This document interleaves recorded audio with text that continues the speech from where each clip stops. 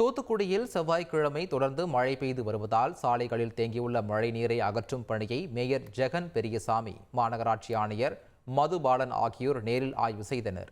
தொடர் மழை காரணமாக தூத்துக்குடி பழைய மாநகராட்சி சாலை, தூத்துக்குடி அரசு மருத்துவமனை, லூர்தம்மாள்புரம், கலைஞர் நகர் உள்ளிட்ட பகுதிகளில் சாலையில் மழைநீர் தேங்கியுள்ளது. மழைநீரை அகற்றும் பணியில் மாநகராட்சி ஊழியர்கள் ஈடுபட்டு வருகின்றனர். இந்நிலையில் மழைநீர் தேங்கிய பகுதிகளில் மாநகராட்சி மேயர் ஜெகன் பெரியசாமி, ஆணையர் மதுபாலன் உள்ளிட்ட அதிகாரிகள் நேரில் ஆய்வு மேற்கொண்டனர். இதற்கிடையே தூத்துக்குடி ராஜீவ் நகரில் தேங்கிய மழைநீரை அப்புறப்படுத்த நடவடிக்கை எடுக்க வேண்டும் என்று அப்பகுதி பொதுமக்கள் கோரிக்கை விடுத்துள்ளனர்.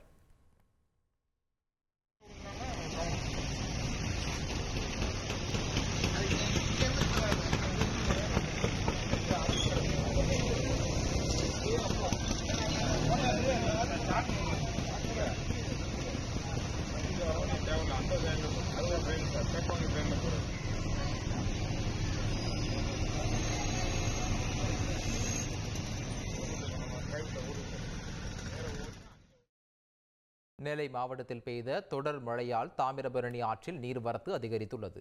வளிமண்டல கீழடுக்கு சுழற்சி காரணமாகவும் வடகிழக்கு பருவமழை தீவிரமடைந்ததன் காரணமாகவும் நெல்லை மாவட்டத்தில் தொடர் மழை பெய்து வருகிறது. நெல்லை மாவட்டத்தில் மொத்தமாக மாலை 4 மணி நிலவரப்படி 9.5 சென்டிமீட்டர் மழை பதிவாகியுள்ளது.